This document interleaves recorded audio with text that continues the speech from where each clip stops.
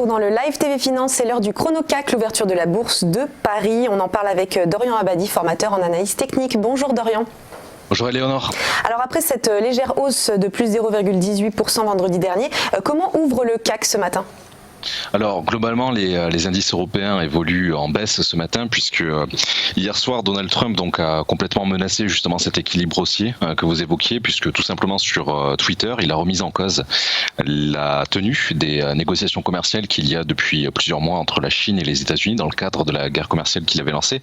Alors très concrètement en fait à partir de ce vendredi dans 5 jours, Trump compte en fait relever de 10 à 25% les taxes sur 200 milliards de dollars de biens chinois qui sont importés vers les États-Unis. Alors c'est une pression particulièrement importante que souhaite exercer Trump sur la Chine dans le cadre justement de ce conflit commercial.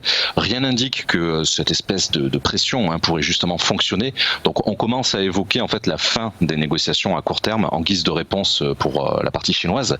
Donc les marchés asiatiques en fait sont en forte baisse ce matin. L'Europe ouvre également dans le rouge.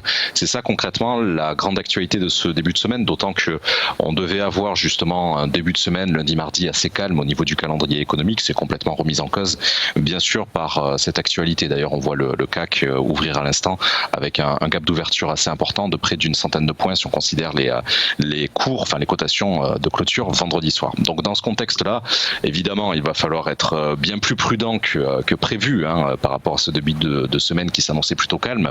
Alors c'est vrai qu'on est à la fois tiraillé entre cette attaque de Donald Trump, mais aussi on est également tiraillé par les espoirs autour du Brexit. Donc c'est vrai que ces dernières heures, il y a eu côté britannique beaucoup d'annonces justement précisant que les conservateurs et les travaillistes étaient en train de se mettre d'accord sur donc le feu vert pour le texte européen qui a été refusé 3 fois par le passé, le texte de divorce européen bien sûr. Donc la seule actualité vraiment contextuelle qui pourrait contrebalancer avec cette annonce de Donald Trump sur Twitter serait, je l'espère, une annonce dans les prochains jours, rapidement, en tout cas avant le 23 mai, de sorte à ne pas participer aux élections européennes pour les Britanniques, donc une annonce d'un vote favorable justement à ce Brexit. Donc dans ce cadre d'extrême prudence, c'est vrai que moi j'attends de voir si on va continuer d'ici la fin de matinée de baisser un petit peu au niveau du DAX, de sorte à pouvoir le racheter littéralement donc sur les 5375 points, donc un petit peu au-dessus du support, on va dire le plus proche qui se manifeste à nous. Il faut savoir qu'au moment où je parle, on vient d'ouvrir sur les 5440 et de sorte à avoir pour principal objectif les 5415, pourquoi pas par extension les 5460. Voilà.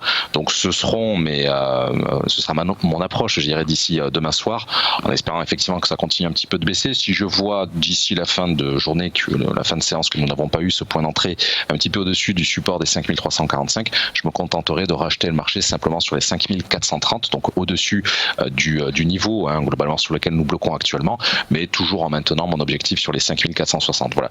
Donc c'est ça concrètement qui va vraiment nous occuper. Alors je pense pas seulement pour ce lundi, mais réellement pour une bonne partie de ce début de semaine, certainement jusqu'à mercredi soir, puisque traditionnellement les inquiétudes au niveau de la guerre commerciale entre la Chine et les États-Unis ont tendance quand même à faire la une de l'actualité financière pendant plusieurs séances consécutives.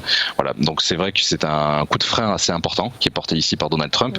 Maintenant, l'essentiel, c'est de savoir comment les Chinois vont réagir.